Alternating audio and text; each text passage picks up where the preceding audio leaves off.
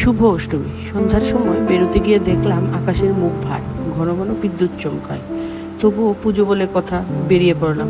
আমাদের বাড়ির সামনে সংঘশ্রী ক্লাব দেখে যেই না সামনের একটা পুজো দেখতে গেলাম, অমনি বুঝলাম ভ্যাপসা গরম মাথাচাড়া দিয়ে উঠেছে। কিছুতেই আর হেঁটে পুজো দেখা সম্ভব নয়। কিছু দূর দূরেই যেহেতু ত্রিবেণী সংঘ, তাই ওইটা না দেখে তো আর বাড়ি ফেরা যায় না। ওইখানে গিয়ে মা, মেয়ে, পাপা এই তিনজনে মিলে একটু ফটোশ্যুট করে কয়েকটা আইসক্রিম কিনে বাড়ি ফিরে আসলাম।